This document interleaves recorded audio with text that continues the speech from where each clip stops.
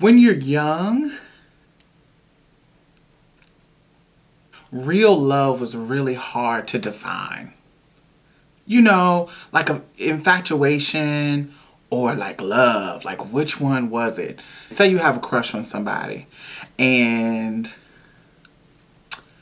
they don't know you have a crush and they're not even checking for you like that. They're not interacting with you.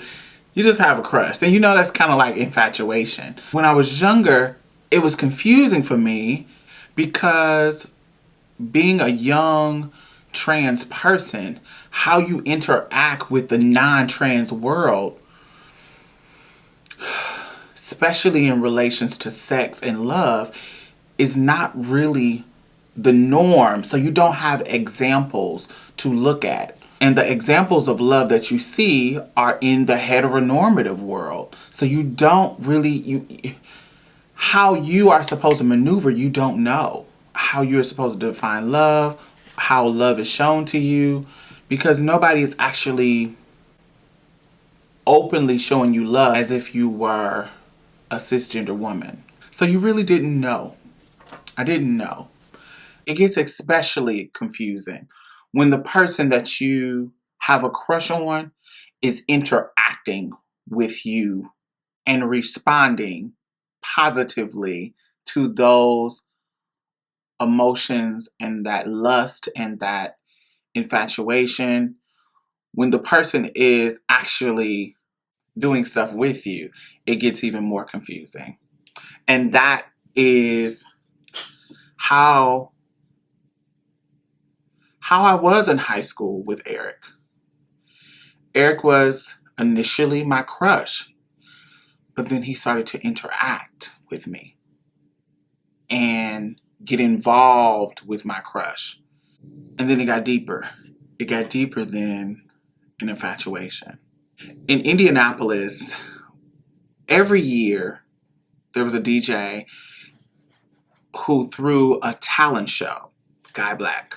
The Guy Black Talent Showcase or something. And it would be at my school every year. It was a citywide thing. It was a big thing in the city. It was an annual event in the city. And they always had it at my school. So one year, it was the week of the talent show. And I was excited about going because I had friends that were going to be in the talent show. And this particular year was my junior year. Is when I was really flourishing in my womanhood. I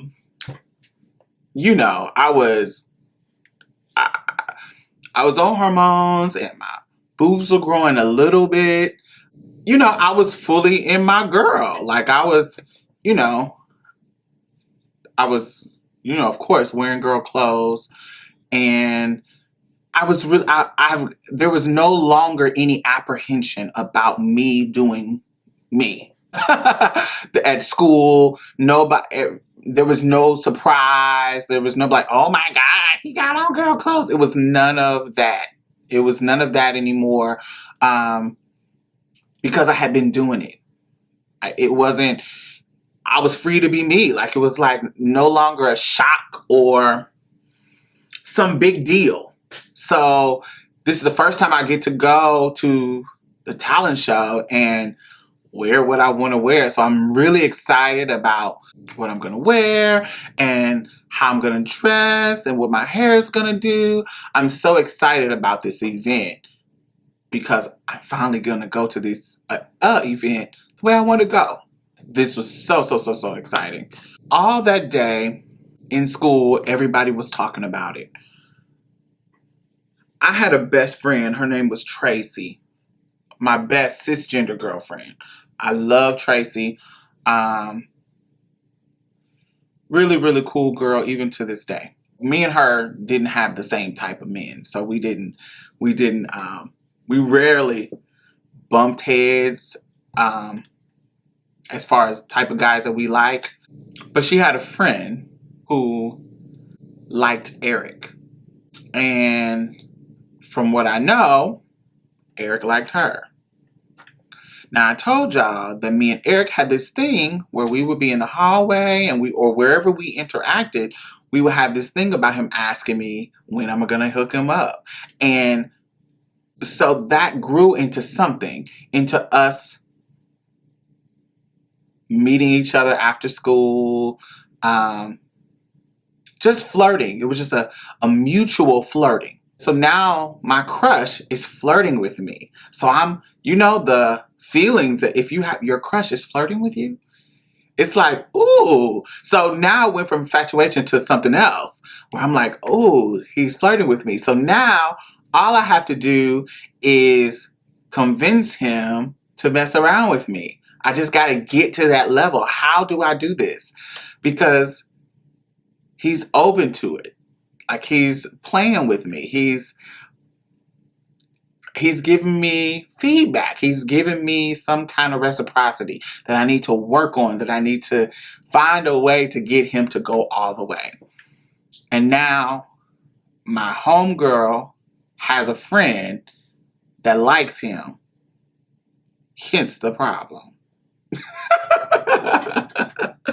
So, of course, I didn't like her. But she was my homegirl friend, and I couldn't really tell her why I didn't really like her. But I tried to, I was mature enough to know it's not her problem. It's not her fault. She didn't know. She doesn't know the situation because it's a down low situation. So I can't really be mad at her, but if you're getting in between me and my crush, then girl, it's kind of like, I can't be mad at you, but bitch, I can. Because that's my feelings and I couldn't control my feelings. So that's what I was with her. Tracy asked me, do I want to go to the God Black concert with her, with Tanisha? I was like, well, I do want to go with Tracy, but I hate that I have to be with the other girl. I just didn't want to be in that situation. I just didn't want to interact with her at all. But because she was friends with my friend, sometimes I was forced in the situation to interact with her. I end up saying yes, and I end up going to the talent show with my friend Tracy and Tanisha, her friend. While we're in the car, they tell me that after the talent show, that we are going to go to Eric's house and smoke. Now, at this time, I was a smoker. I haven't been a smoker since that time. But back then, I was a smoker. So I'm like, oh, we're going to go to Eric's house and smoke. My crush's house and smoke. That sounds like a love situation. But remember my company. I am going to Eric's house to smoke with a girl that is crushing on him. A regular girl that is crushing on him. A girl that he can openly flirt with if he chooses to flirt with. In front of me, if he chooses to flirt with.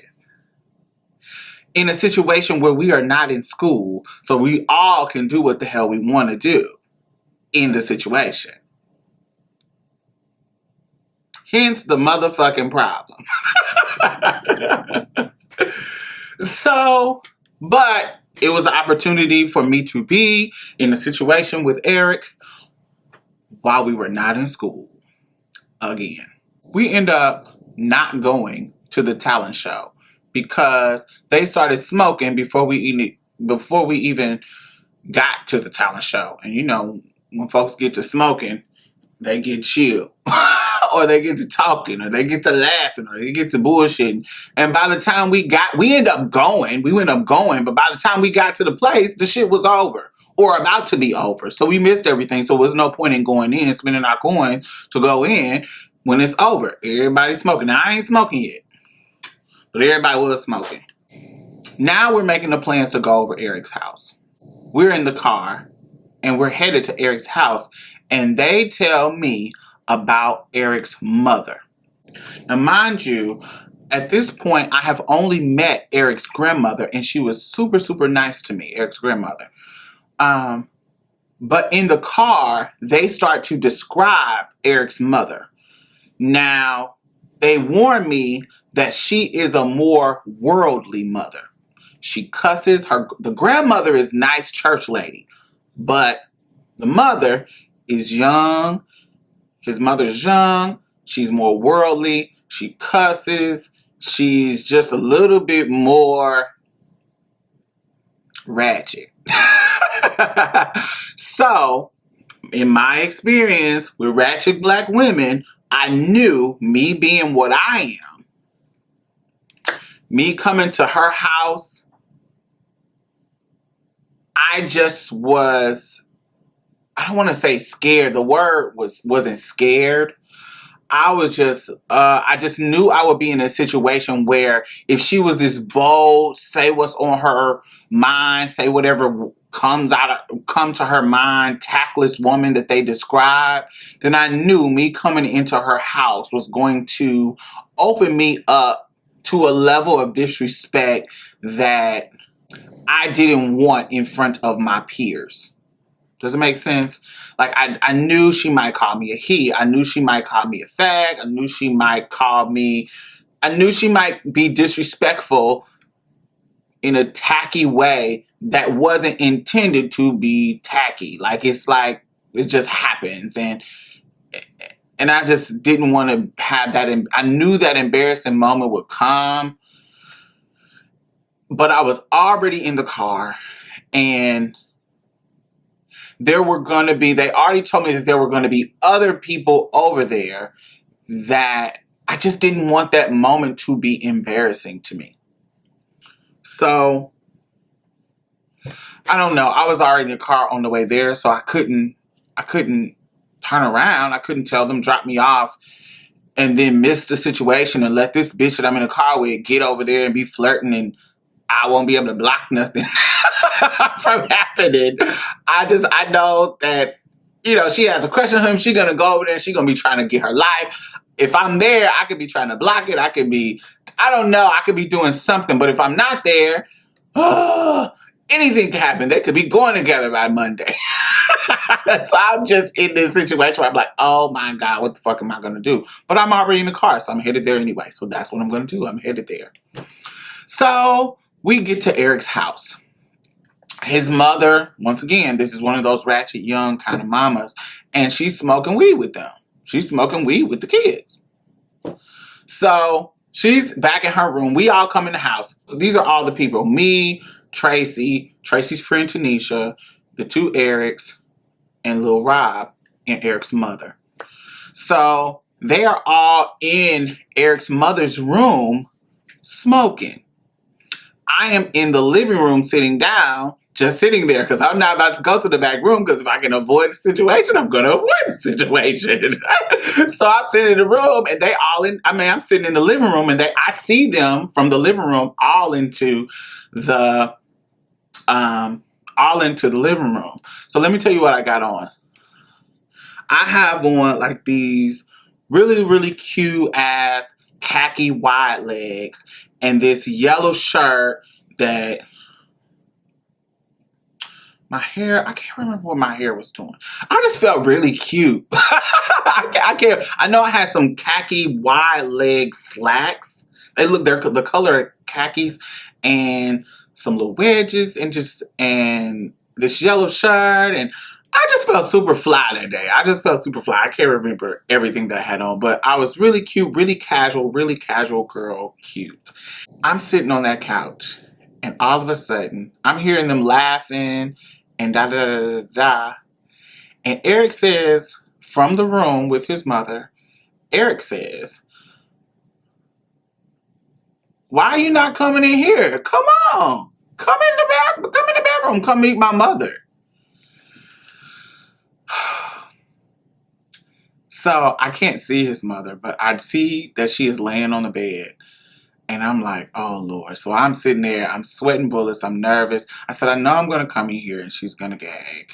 And I'm like, oh, my God. Like, oh. So what am I gonna do? I can't leave. I gotta go in here. He just called me out. So everybody like, yeah. Once he says that, everybody in the room says, yeah, come on. Why are you sitting there by yourself? So I get up, and when I walk in the room, my physical demeanor, I just prepare my physical demeanor for what's about to happen. So I stand there, so I walk in the room and I'm like, hands on my hips, like, hey, how are you? Just ready for the read. Trust me, I'm just ready for her to read. I'm ready for her to say something. I don't know what she gonna say, but I'm ready. So I'm coming in. Hey, how are you? And his mama is laying on the bed. She got her, y'all know, the bonnet on and the dress clothes. She tall and slim. She's like 6 foot, and she's brown skin and she's slim, and she's just laying on the bed looking all sexy. She remind me of like a, it's not Pam Grier, but I don't know. She just look like a Coco Brown black exploitation villain or something. She's a sexy woman. And so she's sitting on the bed, and I tip in just like that, like, what's up? And she, as soon as she sees me, she says,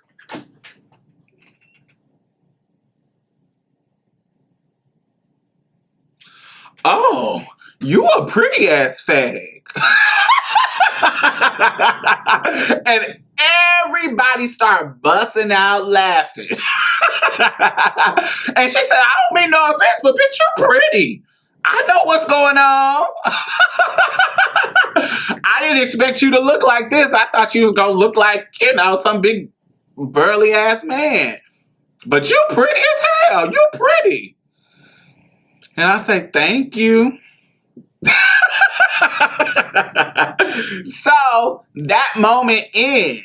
And I'm like, okay, but of course my heart is pounding. I'm sweating. It's like, oh Lord, like, what is she gonna embarrass me? Or it wasn't. She just said I was a pretty ass fag. It could have been worse. So I accepted. So everybody started passing the blunts. And so now we're discussing, everybody's discussing, the mom is discussing, she passing the blunt. We all talking about what happened at the people who went to the talent show was talking about what happened at the talent show. And it's all good. Everything is going pretty cool because now nobody's really focused on me. It's good. Then we have to talk about what we're about to do. Everybody's done smoking. Everybody's high. Everybody feeling good. Now they start talking about going to this party. Now the people who are throwing this party are people who have had a history of bullying me. So I'm with these people and I'm like, this is the party of the party. This is the party that everybody is going to. And I'm like, I don't really want to go because it's in the hood. It's thrown by the people who don't really fucking fuck with me like that. The niggas who have bullied me all of my high school years. Well, not bully. Like, nobody ever tried to, like, push me into locker. Nobody did that because I'm a twirler, bitch. Yeah, right. But, just anytime I walk past, call me fags or make jokes, shit like that. The people who are going to be at this party are those people. And I'm like, if I go to this party and this is not at school, if anything go down that's ugly, I'm going to be by my fucking self. I would be setting myself up for an ugly, horrible, get jumped type of situation. And I really wasn't feeling it. But I also didn't want to be a party pooper because we're already on this side of town. For them to have to take me home, before they go to the party, they have to go all the way back to my side of town just to drop me off and then come back here to go to the party because the party is right around the corner from Eric's house, which is nowhere near by where I live. So I'm like, oh Lord, ugh. I don't want to be a party pooper. I don't want to kill the moment. So I said, fuck it. I'm going to go. But what I did was I go to the kitchen of Eric's house. They still in there smoking. I go to the kitchen and I'm looking through his drawers because I'm about to take a knife with me. Because, like I said, I'm setting myself up for something ugly to happen at this motherfucking party. They're having it at a apartment's clubhouse.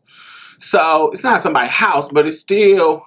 I don't know. I was scared. I was just like, I need to make sure I got me something, and I'm about to steal one of their knives because I can put this in my purse, and if something go down, win,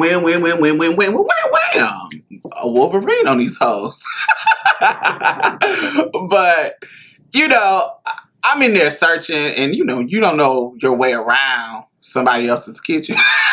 So I'm kind of trying to ease the drawers open slow so they won't hear me going through their drawers. Oh, I hope his mama don't come in here and think I don't know. I was just in a situation. It was dark in there.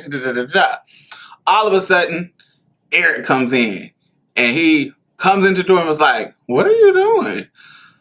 And I was like, "Oh, I'm looking for a knife." And he was like, "What you looking for a knife for?" And I was like, "Look, we're about to go to this party, and the people at this party don't fucking like me, and I know they don't like me. And I just need something to protect myself with if if I get in any kind of situations, because motherfuckers just, it is what it is." Eric stood in that kitchen and was like, "You going to a party with me. Ain't nobody gonna fuck with you while you with me. Cause I got your back. You ain't gotta worry about nothing while you with me."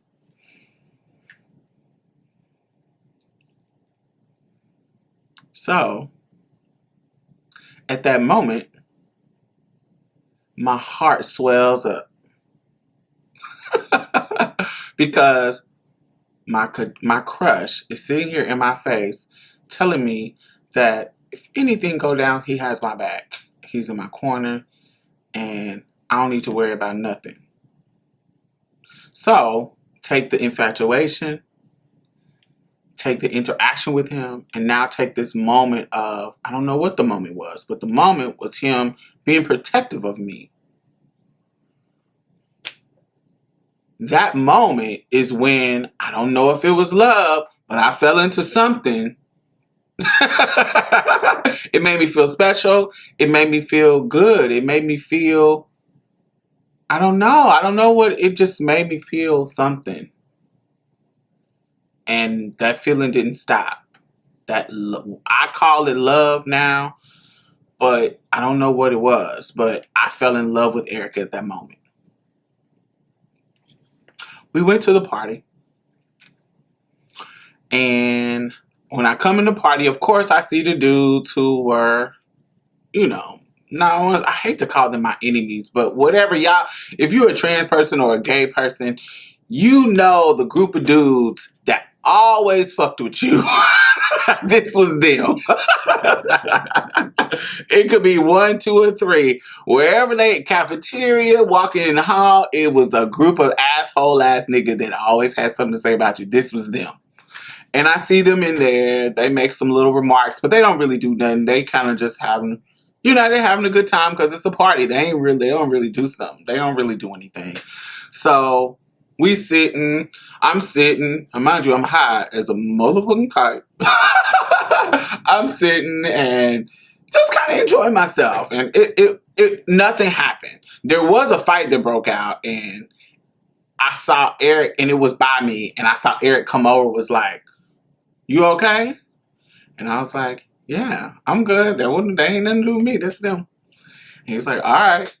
And he went back to the dance floor, got dancing, and da-da-da-da. It was all good. So, we all end up going, once the party was over, we all end up going back to Eric's house. And Tracy, I end up riding with not Eric, my Eric, but the other Eric, you know, that I was friends with, because Tracy and Tanisha end up having to go back to, they end up having to go home or whatever. I can't remember, but I end up riding with the other Eric back to my Eric's house because I had left something there, or I think I left something there. I can't remember what I left there, but I ended up leaving something there. But his mother was there. Still, of course, his mother was still at his house, Eric's mother. And when I came in, she was like, "It's too late. I know y'all been drinking. It's too late for y'all to be driving on the road. So Eric, both Erics, Lil Rob, and you too, Diamond, y'all stay here tonight. Diamond, you sleep on the couch, or Rob, you sleep on the pallet on the floor. Eric, you know, I'm gonna bring you out some kind of little bed or whatever. I can't remember. She just made us all stay there, which I was good because now I'm spending the night at Eric's house. Yay! So it was all good. So I'm sitting there on the couch and I'm laying down, and little Rob, remember I told you little Rob is like Eric's little cousin, super, super cute little boy, but he's a freshman. Little young, little looking freshman. I'm laying on the couch and I'm kind of dozing off, and all I feel is somebody reaching their hand up, like touching my booty. And it is him. It is little Rob. So I'm like, "What are you doing?" And he was like, he just trying to work me, trying to have me. He was like, "I can't touch your booty." I'm like, "Boy, stop touching my booty. Get your ass on." So he's laying on the floor next to the couch. I'm laying on the couch. He laying on the floor and he's just trying to work and have and touch and feel. I see his little meat heart under the covers. He wiggling it under the covers and doing all this stuff to try to have. And I'm like, "Boy, y'all little young hot self, if you don't get your butt on, da da da da da." So once he see that I wasn't trying to have him, he ended up falling asleep. So I end up falling asleep. And all of a sudden, I feel somebody tap my shoulder. And I'm like, I'm thinking it's little Rob. I lift my head up, looking down at me, it's Eric. And Eric says, "Come on." So I get up off the couch. I don't hear nothing in the house. I hear Eric's mother's TV in her room, but her door is shut. So me and Eric go back to his room. And when I get in his room, we end up having. It was super, super romantic. It was all good. It was affectionate. It was,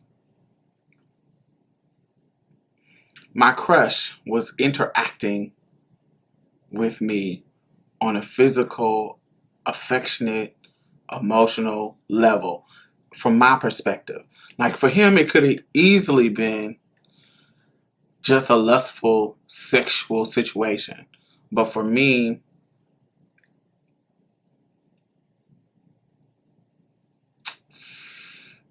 it was what was up. And, you know, the love that I felt, that I just fell in love with him. I fell in love with him. Like it might not have been mutual love, but it was definitely, from my perspective, love.